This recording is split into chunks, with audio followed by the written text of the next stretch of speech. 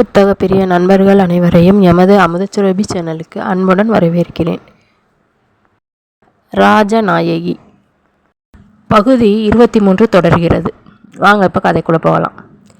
மாலை சூரியனின் ஒளிர்கற்றைகளினால் அந்த உதயவானமே பொன்னொளி பெற்று திகழ்ந்தது. பட்சி இனங்கள் எல்லாம் பகலெல்லாம் பறந்து ஓடியாடி உழைத்து உணவை தேடிய களைப்பை ஆற்றி ஓய்வெடுக்கும் வண்ணம் தங்கள் கூடுகளை நோக்கி பறந்தது.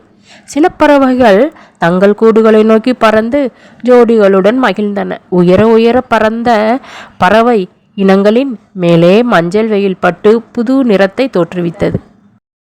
அருகே இருந்த தாமரை தடாகம் சூரிய ஒளியில் பிரகாசித்த பொழுது புடவை கூட்டங்களின் கூடாரம் கடுமையை கொடுத்தது. அது அகன்றவுடன் மீண்டும் ஒளியை பெற்றது. எப்பேற்பட்ட நல்லவர்களும் ஒரு சில சமயத்தில் தீமையின் வெம்மையிலோ துன்பத்தின் தீயிலோ பொசுங்கி அனுபவிக்கத்தான் வேண்டும். என்றாலும் ஒரு சன நேரமே அதன் அனுபவம் இருந்தாலும் அதனால் ஏற்பட்ட முடிவில் அவர்கள் மேலும் பிரகாசிக்கிறார்கள் என்பதை சொல்லாமல் சொல்லி காட்டியது. ஆனால் இயற்கை வனப்பை கவனிக்காமல் இரு வானம்பாடிகள் மட்டும் தங்களுக்குள் பேசிக்கொண்டிருந்தன. அவைகள் மனித குரலில் அல்லவா பேசிக்கொள்கின்றன. ஆம், அந்த வானம்பாடிகள் இளவரசன் மதுராந்தகனும் குந்தவை பிராட்டியாரின் திருமகள் வீரமாதேவியும் தான். இளவரசர் சொல்வது உண்மையா?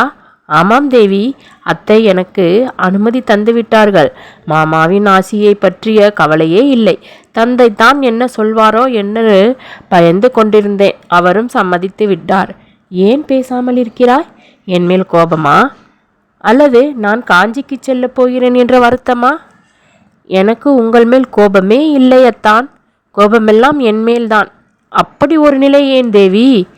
ஆமத்தான், நீங்களோ காஞ்சிக்கு போகப் போகிறீர்கள். எப்பொழுது திரும்பி வருவீர்களோ தெரியாது.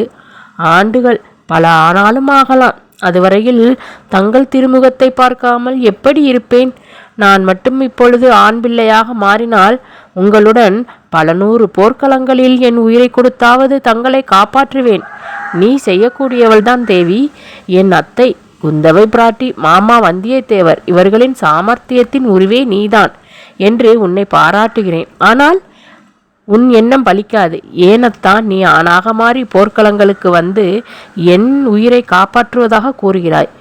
நீ ஆணாக மாறினால் இந்த மலர்வதனம் இருக்காது, தாமரை கன்னங்கள் இருக்காது, நீலோத்பல விழிகள் இருக்காது, கவிகள் புகழ்ந்து பாடும் அழகி வீரமாதேவியும் இருக்க மாட்டாள்.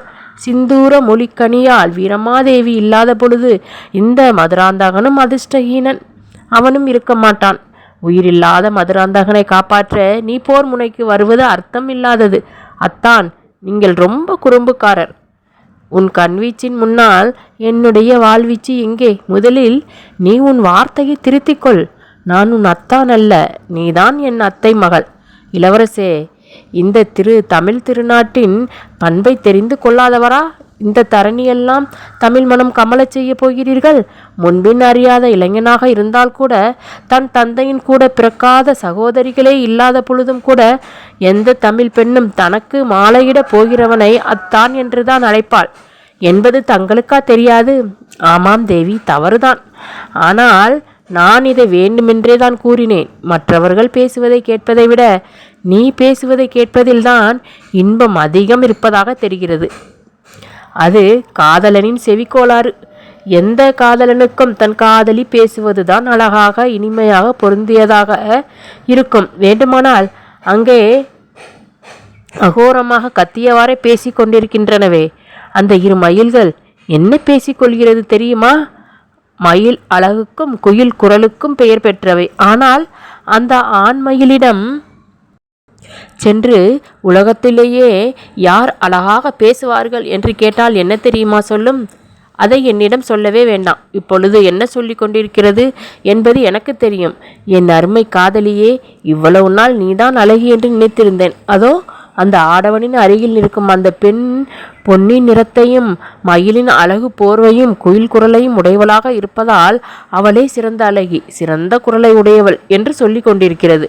அத்தான், என்னை பேச விடாமல் தாங்களே பேசுவதை பார்த்தால் போர்க்களத்திலே மற்றவர்களின் வீரத்திற்கு இடம் கொடாமல் நீங்களே தான் பிரகாசிக்கப் போவது போல் எனக்கு தோன்றுகிறது. தற்பெருமை பேசுவது ஒன்றுதான் பெண்களுக்கு வேலை என்று நினைத்தேன். காதலனின் பெருமை பேசுவது அதைவிட பிடித்தமானது என்பது இப்பொழுது தெரிகிறது. அத்தான், அதுதான் தமிழர் பண்பாடு. தன்னை பற்றி பேசுவதை விட தன் காதலனை பற்றி பேசுவது காதலியின் ஆனந்தம் என்பது தமிழரான தங்களுக்கு தெரியாதா என்ன? என்னுடன் என்ன விளையாட்டு இது? ஆமாம், உனக்கு எதற்கெடுத்தாலும் தமிழர் பண்பாடுதான். தமிழின் பெருமை பேசிய கரிகால பெருவளத்தான், நெடியோன், சேரன், செங்குட்டுவன் இவர்களின் பெயர்கள் கூட மறையலாம். இன்றைய கற்றளிகள் விண்ணகரங்கள் கூட சீர்கெட்டமையா அமையலாம். இளமை குன்றா கன்னி தமிழ் கூட பிறர் மொழியின் கலப்பால் திரியலாம். ஆனால் உலகம் உள்ளவரை பொதிய மலை தென்றலும் பொன்னி நதியும் இருக்கும் வரை, நெடியோன் குன்றம் முதல் தொடியோன் பௌவம் வரை, ஏன் ஊழிக்காலம் வரை ஒளிபரப்பி ஒவ்வொரு தமிழனின் ஊனிலும் உடம்பிலும் இரண்டர கலந்திருக்கப் போவது இந்த பண்பாடுதான். தேவி, நீ இனிமேல் இங்கே இருக்காமல் தமிழன் செய்யும் ஒவ்வொரு போர்க்களத்திலேயும் இதை சொன்னால் ஒவ்வொரு வீரனும் எவ்வளவு உணர்ச்சி அடைவான் தெரியுமா? பண்பாட்டின் அடிப்படையில் தான் தர்மம், நியாயம் முதலிய நல்ல இயல்புகள் பிறந்து வளர்கின்றன. அதற்காக தான் என்னையும் அழைத்து செல்ல சொல்கிறேன். வந்துவிட்டது ஆபத்து, என்னையே மடக்கி திருப்பி விட்டாயே.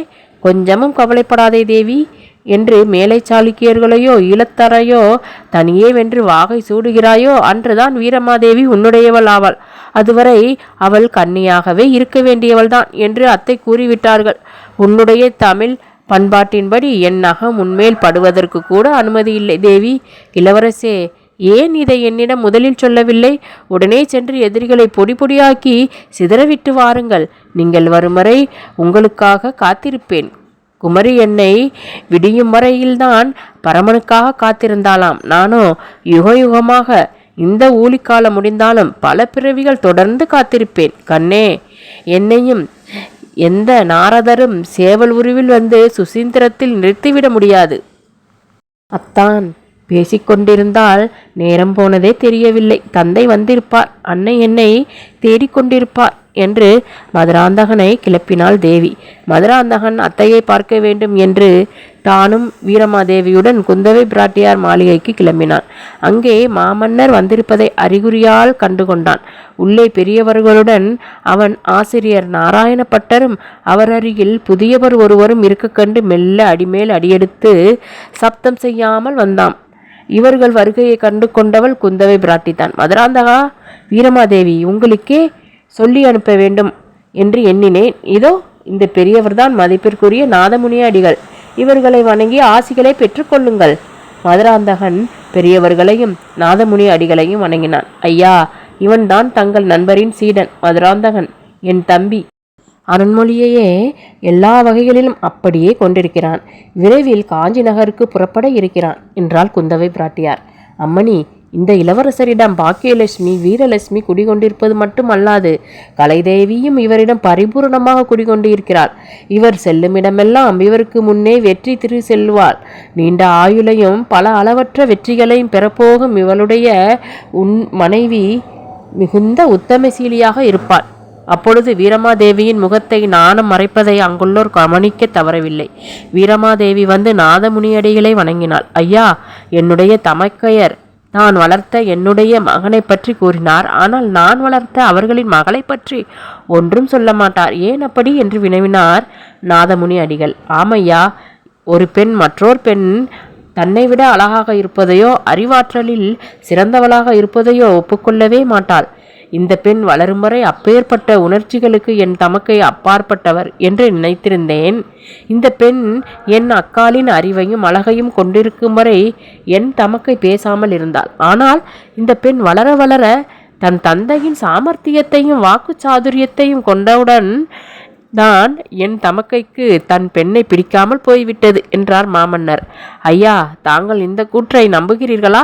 என் தம்பிக்கு எப்பொழுதுமே தான் வளர்க்கும் என் மகள் மேல் அதீதமான பாசம். இந்நேரம் வரை பேசாமல் இருந்த வந்தியத்தேவர், ஐயா, மதுராந்தகனை பற்றி குந்தவை தேவியாரும் வீரமாதேவியை பற்றி மாமன்னரும் பேசுகிறார்கள். ஆனால் இருவரும் ஒன்றை மட்டும் மறந்து விடுகிறார்கள். இவர்களை வளர்ப்பதில் தங்களுக்கு இருக்கும் பெருமையில் மற்றவர்களை மறந்து விடுகிறார்கள். பார்க்க போனால் மதுராந்தகன் வாள் பயிற்சி பெற்று திறமை அடைந்ததற்கு காரணம் அவருக்கு பிராட்டியார் வாள் பயிற்சி கற்பித்தார். அந்த பெருமை சேனாதிபதி கிருஷ்ணன் ராமனைத்தான் சேரும். அவன் பாண்டித்தியம் பெற்றது தங்கள் நண்பர் நாராயணப்பட்டரால். அதேபோல் என் மகளின் சாமர்த்தியத்திற்கு காரணம் வானவன்மா தேவியாரும் உலகமாதேவியாரும். மாமன்னருக்கு வீரமாதேவியின் அருகிலேயே இருந்து கவனித்து வளர்க்க தேவையான நேரம் இருக்குமா? ஆனால் ஒன்று சொல்வேன், இவர்கள் எல்லார் பெருமைக்கும் காரணம் இதோ இங்கே அமர்ந்து சிவனை தவிர வேறெதையும் சிந்திப்பதில்லை என்று நமச்சிவாய மந்திர ஜபத்தில் மூழ்கியிருக்கிறாரே இவர்தான் என்று செம்பியன் மாதேவியை சுட்டி காண்பித்தார். தன்னுடைய அருமை மகன் உத்தமச்சோழ மகாராஜா இறந்ததிலிருந்து எந்தவிதமான அலுவல்களிலும் கலந்து கொள்ளாதிருந்த செம்பியன் மாதேவியார் நாதமுனியடிகள் வந்திருக்கும் காரணத்தால் அங்கே வந்து அமர்ந்திருந்தார். சாமந்த நாயகர் வல்லவரையரின் பேச்சை கேட்டவுடன் தன்னை கட்டுப்படுத்தி கொள்ள அவரால் முடியவில்லை. சாமந்த நாயகர் மற்றவர்களை பற்றி கூறியதில் தவறேதுமில்லை. ஆனால் என்னை பற்றி கூறியதில் தவறு இருக்கிறது. என் வாழ்நாளில் நான் வளர்ந்தேன் என்று கேட்கவே விரும்பவில்லை. என்னுடைய மகனைப் போல் அருமையாக வளர்த்த மதுராந்தகன் சோழ வம்சத்தை கருவறுக்க சோழகுலா சனி என்று பெயர் கொண்டு அமரபுஜங்க பாண்டியன் என்று சொல்லிக்கொண்டு திரிகிறான். தம்பி மகன் தன் மகன் என்று சொல்லி அன்புடன் சுந்தரச்சோழனை வளர்த்தார் என் கணவர். அவரையும் காலன் ஆட்கொண்டான். பழைய கால சோழ மன்னர்களின் பெருமையை கரிகால் பெருவளத்தானின் வீரத்தை நிலைநாட்டுவான். அர்ஜுனன் நிகர் ஆதித்த கரிகாலன் என்று எண்ணி இருமாந்தேன். அவனையும் மீறி சதி செய்து விட்டது. தன்னுடைய தகப்பனாரின் அருட்செல்வத்தை கொண்டு நாடெங்கும் கோச்செங்கனான் போல் சிவாலயம் அமைப்பான் என்று எண்ணிய என் மகன் உத்தமச்சோழன் இறந்துவிட்டான். தன் மகன் இறந்துவிட்டான் என்று சொல்லும் பொழுது அந்த தாயின் உள்ளம் தகித்தது. குரல் விம்ம அந்த நிசப்தத்தை கிழித்து கொண்டு தொடர்ந்தார். சகோதரர் போல் இருந்த அனிருத்த பிரம்மராயரும் போய்விட்டார். இவ்வளவு பெரும் போன பின்பு நான் சம்பாதி பஷியை போல் வாழ்கிறேன் இன்னும். ஆனால் இந்த குழந்தைகள் என் பெயரை சொல்லாமல் நன்றாக இருக்க வேண்டும். அதுவே எனக்கு போதும். இவ்வளவு நாள் கட்டி வைத்த துக்கம் கரையுடைந்தார் போல கூறி முடித்தால் அந்த மூதாட்டி. எல்லோரையும் வந்தியத்தேவரையே பார்த்தனர். அவர் கூறியதால் தானே அந்த மூதாட்டியின் துயரம் வெளிவந்ததற்கு காரணம் என்பதை போல எண்ணி பார்ப்பது போல இருந்தது. ஆனால் அவரா இதற்கு தயங்குபவர்? நன்றாக சொன்னீர்கள் தாயே, ஹஹஹா என்று சொல்பவர்களே இல்லை. ஹரஹர ஹரஹரவென்று சொல்பவர்கள்தான் அதிகம் என்று சொல்லும்படி அரசாண்ட சுந்தர சோழரையும் அர்ஜுனன் நிகர்த்த ஆதித்த கரிகாலனையும் சிவமனம் கமல அரசாண்ட உத்தம சோழரை மட்டும்தானா வளர்த்தீர்கள்? சைவம் வைணவம் பௌத்தம் கபாலிகம் சமணம் அனைத்தையும் ஒன்றாக வளர்க்கும் சமதர்ம நோக்கு மாமன்னருக்கு யாரால் ஏற்பட்டது? நோயாளிகளுக்கு ஆதூர சாலை, குழந்தைகளுக்கு பள்ளி, தேர்ச்சி பெற்ற கல்வி பெற கல்வி கூடங்கள், பசித்தவர்களுக்கு அன்னச்சாலை என்றும் அறப்பணிகள் என்றும் இவர்கள் போட்டி போட்டுக்கொண்டு செய்கிறார்களே, இது யாரால் துவக்கப்பட்ட பணி? பெரியோர்களிடம் பணிவு கனிவு நிறைந்த பேச்சு இவைகள் எல்லோரிடமும் காணப்படுவதற்கு யார் மூல காரணம்? இவை எல்லாவற்றையும் விட இப்பொழுதே தங்களின் சமய வாரிசு என்று மாதேவடிகள் என்றும் இளவரசி சந்திரவல்லி தேவியாரை எல்லோரும் அழைக்கும் அணைவுக்கு பக்தி நெறியை அவருக்கு புகட்டியது யார்? சிவபக்த சிகாமணி என்று எல்லா மக்களாலும் பெரியோர்களாலும் புகழப்படும் கண்டாராதித்தன் தங்களின் பேரன் அல்லவா? ஏன் இவ்வளவு கூறுவானேன்? தங்களுக்கு ஆலோசனை கூற இப்பேற்பட்ட சகோதரி இல்லையே என்று பல தேசத்து அரசர்களும் தங்கள் குழந்தைகளை வளர்க்க ஒரு மாதர்குல திலகம் இல்லையே என்று அவர்களின் மனைவிமார்களும் பொறாமைப்படும் அளவுக்கு உலகம் புகழும் சாமர்த்தியம் குந்தவை பிராட்டியாருக்கு எப்படி வந்தது? இப்படி இருக்க தாங்கள் வருத்தப்படலாமா? எங்களுக்கெல்லாம் நீங்கள் அல்லவா வழிகாட்டி கலங்கரை விளக்கமாக திகழ்ந்து வருகிறீர்கள். தாயே, சமந்த நாயகர் கூறுவதுதான் சரி. தாங்கள் தான் இவர்களுக்கு தக்க சமயத்தில் ஆலோசனைகள் பல கூறி உதவ வேண்டும். இதையே தான் தொண்டரடிப்பொடியாழ்வார் கூறுகிறார். அந்த பிரபந்தம்தான் சமீபத்தில் கிடைத்தது. ஐயா, நாங்கள் அதை கேட்கலாமா? தாராளமாக. தாங்கள் தானே பிரபந்தங்கள் கிடைக்க வழி செய்ய வேண்டும் என்றவாறே அதை பாடுகிறார் அவர். பாடி முடித்த பின் மேல் ஜாதி கீழ் ஜாதி மேலோர் கீழோர் என்று பாராமல் தொண்டர் குலத்தை வழிபட வேண்டும். மேலோர் என்பவர்கள் மற்றவருக்கு தங்கள் ஞானத்தை கொடுத்து நல்வழிப்படுத்த வேண்டும் என்கிறார்கள். ஐயா, எங்களால் ஆன உதவிகளை எல்லாம் தயங்காமல் செய்கிறோம். மேலும் பாசுரங்களை தேடி எடுங்கள். ஏதாவது விண்ணகரங்கள் எழுப்ப வேண்டுமானாலும் கூறுங்கள். அரசே, தாங்கள் சொல்லும் இந்த மகிழ்ச்சிகரமான செய்திகள் என்னை பேருவகை படுத்திவிட்டது. வீர நாராயண பெருமாளின் கோயிலை கற்றளியாக்கி அருகேயுள்ள கிராமங்களை ஏற்கனவே நிபந்தத்திற்கு விட்டது மகிழ்ச்சிக்குரிய விஷயம். அதற்கான நன்றியை தெரிவித்து போகவே வந்தேன். ஏதேனும் தேவையானால் அடியேன் யாசிக்க வருகிறேன். நான் அப்பொழுது சந்நிதானத்திலிருந்து விடைபெறட்டுமா? ஐயா, தாங்கள் எங்களுக்கு நன்றியே கூற வேண்டாம். சூரிய வம்சத்தினரான நாங்கள் நாராயணனுக்கு செய்ய கடமைப்பட்டவர்கள் இல்லையா? ஆழ்வார்களின் பாசுரங்களையும் நாயன்மார்களின் பதிகங்களையும் எப்பாடுபட்டாகிலும் தேடி எடுக்க வேண்டும் என்பதுதான் எங்களின் தனியாத ஆசை. இவ்வாறு மாமன்னரிடம் பதிலை பெற்றுக்கொண்டு நாதமுடி அடிகளும் நாராயணப்பட்டரும் வெளியே சென்றனர். செம்பியன் மாதேவியை அவருடைய மாளிகையில் விட்ட பிறகு காஞ்சி செல்வதற்கு வேண்டிய ஏற்பாடுகளை செய்ய சொல்லிய மாமன்னர் வீரமாதேவியை தன்னுடன் அழைத்துச் சென்றார். மதுராந்தகன் செம்பியன் மாதேவியை அழைத்துச் சென்றான். அந்த இடத்தில் தனித்து இருக்கும்படி நேர்ந்தது வல்லவரையரும் குந்தவை பிராட்டியாருக்கும். என்ன தேவியாருக்கு கோபமா? அடடா, நானும் மாமன்னருடன் உடன் செல்லாமல் போய்விட்டேனே என்று வருந்துவது போல் நடித்தார் வல்லவரையர். பின்னே என்னவா இந்த மாதிரியெல்லாம் தம்பி பாட்டியார் குழந்தைகள் எதிரிலா புகழுவது? நான் பொய்யாக மிகைப்படுத்தி எதையும் கூறவில்லை தேவி. பல நாட்டரசர்களும் முன்னிடம் வளருமாறு தன் பெண்களை விட்டதெல்லாம் பொய்யாக ஆகாதே. உன்னுடைய ராஜதந்திரம் நாடறிந்த விஷயமாயிற்றே. அவைகளை தக்க சமயத்தில் மற்றவர்கள் எதிரில் தானே புகழ வேண்டும். தனியே சொல்ல வேண்டியது வேறு நிறைய இருக்கிறது. அதையும் அவர்கள் எதிரில் கூறட்டுமா? எதை சொல்கிறீர்கள்? இந்த மாதிரி சகோதரி இல்லையே என்று ஏங்குபவர்களை விட இம்மாதிரி தங்கள் குழந்தைகளை வளர்க்க ஓர் அத்தை இல்லையே என்று வருத்தப்படுபவர்களை விட இந்த மாதிரி அழகும் இளமையும் ஆற்றலும் கொண்ட மனைவி இல்லையே என்று பொறாமைப்படுபவர்கள் தான் அதிகம் என்று அவர்களிடம் போய் சொல்லட்டுமா? இப்படியெல்லாம் பேசி என்னை மயக்க முடியாது என்றாள் குந்தவை பொய்கோபத்துடன். இன்று ஒரு நாள் தானே உன்னை மயக்க முடியும். நாளை நான் இங்கே இருக்க மாட்டேன். எங்கே போகப் போகிறீர்கள் என்ற கேள்வி தன் விழிகளில் மிதக்க சம்சயத்துடன் அவரை நோக்கினார். குந்தவை பிராட்டியின் விழியின் மொழியை அறிந்து கொண்ட அந்த அனுபவமிக்க காதலர், ஆமாம், இப்படிப்பட்ட மனைவி தனக்கு கிடைக்கவில்லையே என்று பலர் ஏங்குவதாக சொன்னேன் இல்லையா? அவர்களில் ஒருவரை சென்று பார்க்க போகிறேன் என்று அந்த விழிகளின் கேள்விக்கு பதிலளித்தார். யார் அது என்று சந்தேகத்துடன் கேட்டாள் குந்தவை. ஏன் ஊகித்து கொள்ளவா முடியாது?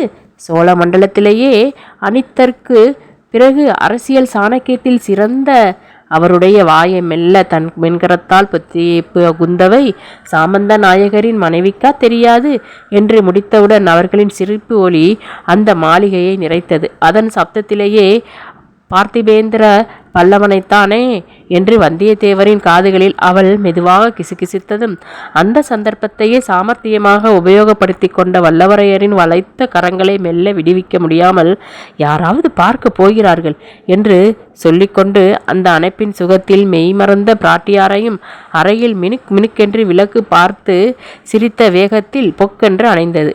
அன்று தேன்மொழிக்கு வேலை ஒன்றுமே ஏனோ செய்யாமல் பிடிக்காமல் மனம் அலைப்பாய்ந்து கொண்டிருந்தது. சொல்லத் தெரியாத திகில் அவளை பிடித்து ஆட்டி அலைகளித்தது. தந்தை சிற்பமராயர் மருதவாணர் தஞ்சை சென்று இன்றோடு 5 நாளாகி விட்டன என்று தனக்குள் கணக்கிட்டு கொண்டு பார்த்தாள். அவள் தந்தையை விட்டு அதிக நாட்கள் இருக்க மாட்டாள். தாய் அபிராமி அம்மாளுக்கு மகள் மேல் அளவு கடந்த பாசம் இருந்தாலும் அதே அளவு கண்டிப்பு காட்டி வளர்ப்பவள். பருவமந்த மகளை தடை செய்து தன் கண் பார்வையில் வைத்திருந்தாலும் அவள் தனக்கென்று திருஷ்டி செய்து கொண்ட உலகில் அவள் நுழைந்து செல்ல தொல்லை தருபவள் அல்ல. உள்ளே எட்டி பார்த்தவள் தன் மகளின் கற்பனை உலகில் நுழையாமல் சிரித்து கொண்டே போனாள். வெளியில் தேன்மொழியின் மனம் திருபுவனத்திலேயே இல்லை. அது இறக்கை கட்டிக்கொண்டு தஞ்சையை நோக்கி பறந்து கொண்டிருந்தது. எதற்காக தந்தையை கூப்பிட்டிருப்பார்கள்? செம்பியன் மாதேவியின் ஆசைப்படி தஞ்சை குலத்தார் ஆலயத்தை கற்றளியாக்க இருக்குமோ? அப்படி இருந்தால் தந்தையை சிற்பி என்ற முறையில் அழைக்காமல் நடைபெறப் போகும் உடன்கூட்டத்திற்கு அல்லவா வர சொல்லி இருக்கிறார்கள். ஏதாவது அரசியல் விஷயமாகத்தான் இருக்க வேண்டும். அத்தான் கூட என் அண்ணன் ராசமல்ல முத்திரையனை காப்பாற்றியதாக கூறவில்லையா? என்ன அரசியலோ? சாமந்த நாயகர் ஓலை எழுதி அனுப்பியிருந்ததால் அத்தானுக்கு அங்கு ஏதாவது சரியான வேலை இருக்க வேண்டும். அப்போது தந்தை வரும்பொழுது அத்தான் வரமாட்டாரா? அத்தானுக்கும் ஏதாவது அரசியல் வேலை இருந்தால், வருவதற்கு அதிக நாளாகும் போல் இருந்தால், ஒரே ஒரு தடவை வந்து பார்த்துவிட்டு போனால் என்ன? என்ன சொல்லிவிட்டு வர முடியும்? அதுவும் தந்தையிடம் சொல்ல வெட்கமாக இருக்காதா? ஆண் பிள்ளைகள் ஆனதால் எவ்வளவோ வேலைகள் இருக்கும். இதன் நடுவில் பெண்களின் நினைவு எப்படி வருவது சாமர்த்தியமாகும்? இந்த 5 நாட்களும் அப்பாவும் அத்தானும் எங்கே தங்குவார்கள்? அப்பாவின் நண்பர் விசும்பசூதனி ஆலயத்தின் தலைமை சிற்பியாக இருக்கிறார் என்பாரே, அவர் வீட்டில் தங்குவார்களா? அரசியல் காரணங்களுக்காக வெளியில் தங்க அனுமதி இருக்காதே. விருந்தினர் விடுதிகளில் தங்குவார்கள். கோட்டையினுள் விருந்தினர்கள் விடுதி இருந்தால் அரண்மனை பெண்களை பார்க்க சந்தர்ப்பங்கள் கிடைக்கலாம். அவர்களின் அறிவிலும் ஆற்றலிலும் மேம்பட்ட பெண்களிடம் அத்தான் மயங்கிவிட்டால், அப்படியொன்றும் நடக்காது. அத்தான் ஒன்றும் அப்படிப்பட்டவர் அல்ல.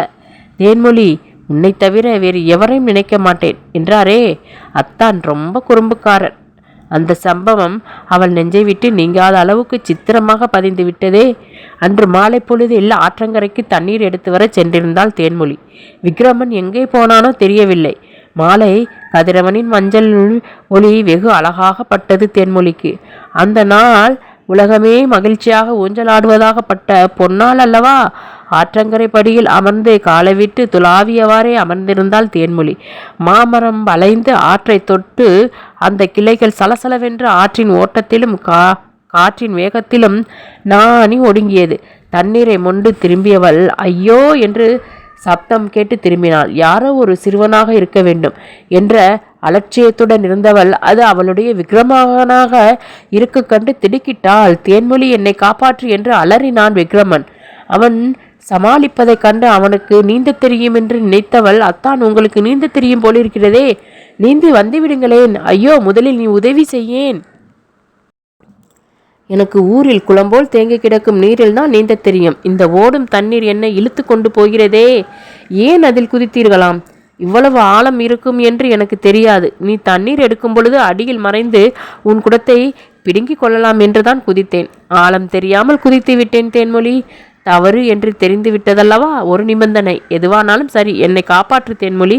கைகால்களை உதைத்து கொண்டு முழுகுவதும் தலையை நீட்டுவதும் தண்ணீரில் மறைவதுமாக சமாளித்து கொண்டு கத்தினான். என்னை தவிர வேறு யாரையும் மனதால் நினைப்பது இல்லை என்ற வாக்குறுதி கொடுத்தால்தான் காப்பாற்றுவேன். நான் ஏக பத்தினி விரதன்தான் என்று தன் கையை தூக்கினான். படிகளில் தன் துகிலை தூக்கி பிடித்தவாறே நின்றிருந்த தேன்மொழி மெதுவாக இறங்கி முழங்கால் அளவே தண்ணீருள்ள பகுதியில் அடியெடுத்து வந்து விக்ரமன் முன் கையை நீட்டினாள். 2 கைகளும் மெல்ல இணைந்தன. தொப்பென்ற சப்தத்துடன் அடுத்த நிமிடம் தண்ணீரில் விழுந்தாள் தேன்மொழி. விழுந்தவள் மேல் வேகமாக தண்ணீரை வாரி வாரி இறைத்தான். முழுவதுமாக நனைந்து விட்டாள் தேன்மொழி. தேன்மொழி, ஏமாந்து விட்டாயா?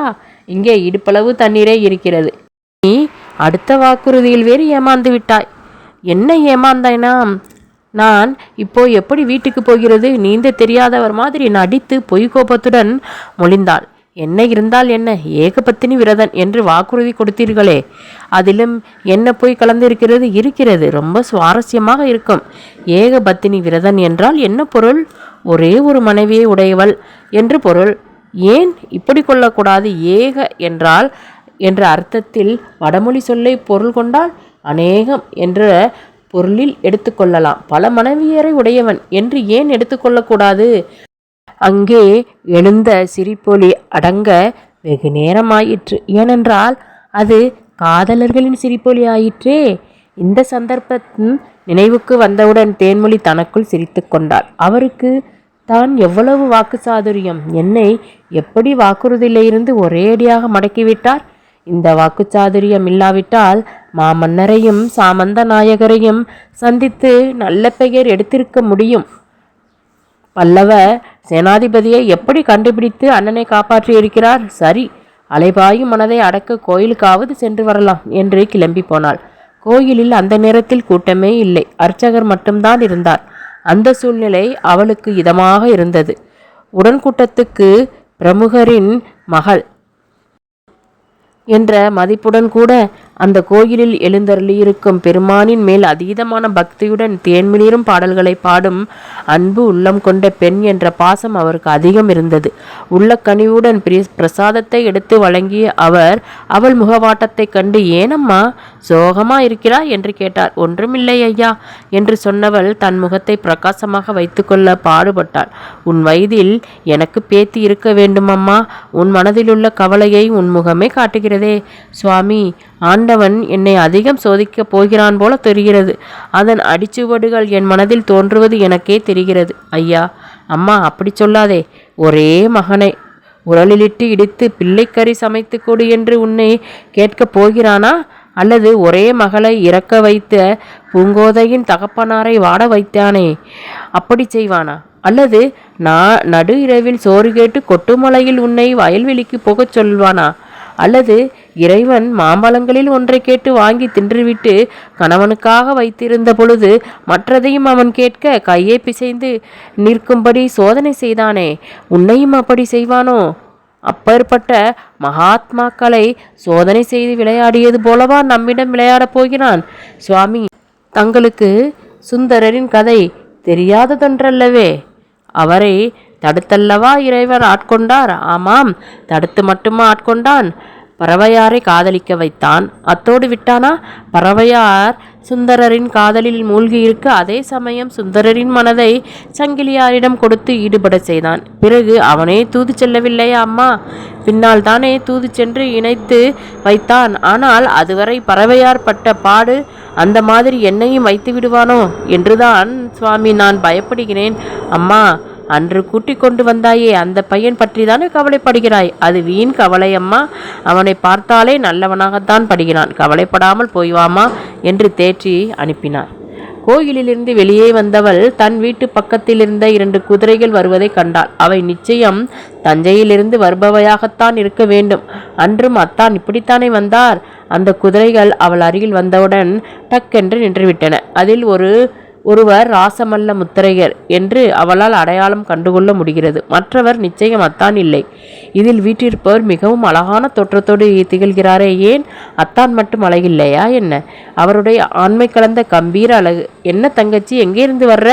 அவள் பேச அருகில் நிற்கும் மற்றவரை கண்டு நாணி பேச பயந்து நின்றாள். அம்மா தேன்மொழி, பயப்படாதே, இவர்தான் நம் இளவரசர் மதுராந்தகர். என்ன, இளவரசரா? இவ்வளவு கம்பீரமாக இருக்கிறார்? அழகு, ஆற்றல், துணிவி தன்னகத்தை கொண்ட பார்புகழும் மாமன்னரின் மகனாய்வர். அன்பு, அழகு இரண்டிற்கும் இலக்கணமான குந்தவை பிராட்டியாரின் வளர்ப்பில் வளர்ந்த மதுராந்தகர் இவரா? மார்கழி திங்கள் திருவாதிரை நாளில் ஆடவல்லானின் அருளுடன் வானவன்மா தேவியின் திருவயிறு உதித்தவராய்வர். என்ன பேதமை! வணக்கம் கூட செலுத்தாமல் மரமாதிரி நின்று கொண்டு என்று தன்னையே நொந்து கொண்டவள் வணக்கம் என்றாள். இளவரசே, இவள்தான் என்னுடைய உடன்பிறவா சகோதரி தேன்மொழி. இப்பொழுது நாம் சென்று வந்தோமே சிற்பமராயர் மருதவாணர் அவர்களின் வீட்டிற்கு. அவருடைய ஒரே மகள், நம் உபசேனாதிபதி விக்ரமன் அவர்களின் மாமன் மகள் என்று கூறிவிட்டு, தேன்மொழி, நாங்கள் இப்பொழுது விடைபெறுகிறோம் என்று கூறி கிளம்பினார்கள். என் அத்தான் உபசேனாதிபதியா? சோழ மண்டலத்தின் உபசேனாதிபதியா? அத்தான் இவ்வளவு நாட்களாகி விட்டிருக்கிறது. இளவரசரிடம் நாம் எதுவும் பேசவில்லை என்று தவறாக நினைத்து கொண்டிருப்பாரோ? சே, அப்படியெல்லாம் ஒன்றும் இருக்காது. இவர்களெல்லாம் வந்துவிட்டதனால் தந்தை கூட வந்திருக்கலாம் என்று எண்ணமிட்டவாறே துள்ளி மான்குட்டியாக ஓடினாள். வீட்டு வாயிலை அடைந்தவள் உள்ளே தந்தையாரின் குரல் கேட்டு தயங்கி நின்றுவிட்டாள். தந்தையின் குரல் கோபமாக ஒலித்ததே காரணம். உபசேனாதிபதியாம், உபசேனாதிபதி பதவி வந்தவுடன் தலைக்கணம் வந்துவிட்டது. இளவரசர் கண்டாராதித்தனை தண்ணீரில் பிடித்து தள்ளி இருக்கிறான். முறையில்லாத வீரம். பிறகு இளவரசி சந்திரவல்லி தேவியாரின் எதிரில் செம்பியா.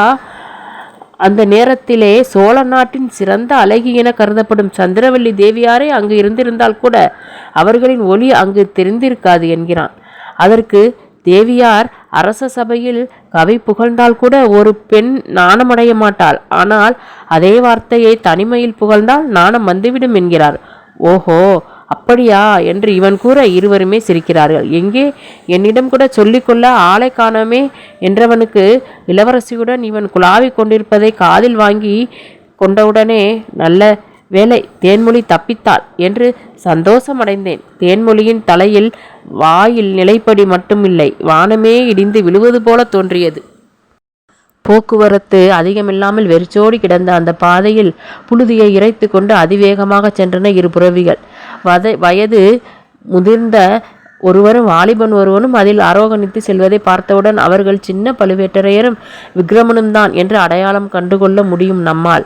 தம்பி, நாம் போகும் வேகத்தை பார்த்தால் இருட்டுவதற்கு முன்பாகவே பொதிகை மலைச்சாரலை அடைந்து விடுவோம் போலிருக்கிறதே. ஆமையா, தங்களுக்கு விருப்பமானால் கொஞ்சம் சிரம பரிகாரம் செய்துவிட்டு போகலாம். அதோ ஆற்றங்கரையில் குதிரைகளையும் கொஞ்ச நேரம் ஓய்வெடுத்து கொள்ள விடலாம். அப்படியே ஆகட்டும் தம்பி. காலையில் கொடும்பாளூர் விட்டு கிளம்பினது முதல் உச்சி வெயிலையும் பாராமல் இவ்வளவு தூரம் வந்தது இந்த வயதான தேகத்திற்கு தாளவில்லை. குதிரையிலிருந்து இறங்கினார் சின்ன பழுவேட்டரையர். ஆற்றங்கரையில் இறங்கி கைகால் முகத்தை சுத்தம் செய்து கொண்டனர். பழுவேட்டரையர் அள்ளி அள்ளி தண்ணீர் குடிப்பதை கண்ட விக்ரமனுக்கு சிரிப்பும் வியப்பும் பொத்து கொண்டு வந்தது. அவ்வாறு அவர் தண்ணீர் குடிப்பது யானை தன் துதிக்கையால் நீரை மொண்டு குடிப்பது போல அவனுக்கு தோன்றிற்று. இந்த வயதில் என்ன வேகமாக குதிரையை செலுத்தி வருகிறார் என்று ஆச்சரியம் கட்டுமீறி பொங்கியது. இருவரும் அருகே இருந்த மரத்தடியில் சிறிது நேரம் ஓய்வாக அமர்ந்தனர். விக்ரமனால் அதே நேரம் சும்மா உட்கார்ந்திருக்க முடியவில்லை. அருகே இருந்த மரத்திலிருந்து ஒரு குச்சியை ஒடித்து கொண்டு வந்தான். அதை பார்த்த பழுவேட்டரையர் சிரித்தார். என்ன ஐயா சிரிக்கிறீர்கள்? இல்லை, இந்த குச்சியை ஒடிக்க இவ்வளவு தூரம் சிரமப்படுகிறாயே. அந்த காலத்தில் ஒரு மரத்தின் அடிவேரையே பிடுங்கி எடுக்கக்கூடிய அளவு பலமுடையவர்களாக இருந்தோம், நானும் என் அண்ணனும். ஐயா, நானும் உங்களை பழுவூரிலிருந்து கேட்டுக்கொண்டு வருகிறேன். தங்கள் மூதாதையர்கள் சேர மரபிலிருந்து வந்தவர்கள் என்று கூறுகிறார்களே. தங்களுக்கு சோழ பாண்டிய வம்சத்துடன் கொள்வினை கொடுப்பினை தொடர்பு இருக்கிறது. அதனால் உங்கள் குடும்ப விஷயம் அடங்கியிருந்தாலும் இராஜாங்க விஷயமும் அடங்கியிருக்கிறது என்பதால் தான் நான் கேட்கிறேன். கூற முடிந்தால் கூறுங்கள், இல்லாவிட்டால் வேண்டாம். தம்பி, என் குறையை யாரிடமாவது கூறினால்தான் தீரும். அதிலும் சேர்ந்தே பணியாற்றப் போகும் உன்னிடம் கூறாமல் யாரிடம் கூறப்போகிறேன்? ஆனால் நாம் அதை பேசி கொண்டிருந்தால் பொழுது சாய்வதற்குள் பொதிய மலைச்சாரலை அடைய முடியாது. அதனால் நாம் சென்று கொண்டே பேசலாம் என்று கூறிக்கொண்டே கிளம்பினார்கள். அந்த குதிரைகளும் ஓய்வெடுத்து கொண்டு விட்டதால் இவர்களின் மனப்போக்கை உணர்ந்து கொண்டு பெருநடை போட்டு வேகமாக சென்றன. சின்ன பழுவேட்டரையர் கூறத் தொடங்கினார். தம்பி, நாங்கள் சேர நாட்டில் கோவூர் குற்றத்தை அரசாண்டு வந்த வம்சத்தைச் சேர்ந்தவர்கள். நம் தமிழகத்திலேயே முதல் முறையாக பேரரசாக விளங்கியது வேணாட்டு சேர மரபுதான். நம் கருவூர் தேவர் இருக்கிறாரே, அந்த கருவூர் ஒரு காலத்தில் வஞ்சி என்று பெயர் பெற்ற சேரர்களின் தலைநகராக இருந்தது. அந்த காலத்தில் மலைப்பகுதியான கோவூர் பகுதியை எங்கள் முன்னோர்கள்தான் ஆண்டு வந்தனர். சோழ வம்சத்துக்கு அடிகோலிய விசயாலய மன்னர் இறந்தவுடன் அவருடைய மகன் முதலாம் ஆதித்த சோழன் பட்டத்திற்கு வந்தான். அந்த காலத்தில் சேர மன்னராக இருந்த தானுரவி என்பவர் ஆதித்தனுக்கு சிறந்த நண்பர். அவ்வாறு நண்பராக இருந்த பொழுது தான் அந்த திருமணம் நடைபெற்றது. சோழ வம்சத்தைச் சேர்ந்த விஜயாலனின் மகள் கோப்பெருந்தேவிக்கும் கோவூர் சேர மரபினரான இளைய அரசருக்கும் திருமணம் நடைபெற்றது. ஏற்கனவே கோவூர் குற்றத்தின் அரசுரிமைக்கு தமையன் இருப்பதாலும் தங்கை கோப்பெருந்தேவியை விட்டு பிரிய ஆதித்தன் விரும்பவில்லை. இதன் காரணமாக தன்னுடைய நண்பர் தானுரவியின் உறுதுணையால் கோவூர் இளைய அரசரை சோநாட்டுக்கே வரவழைத்து பழுவூர் இளைய அரசராக நியமித்தார்.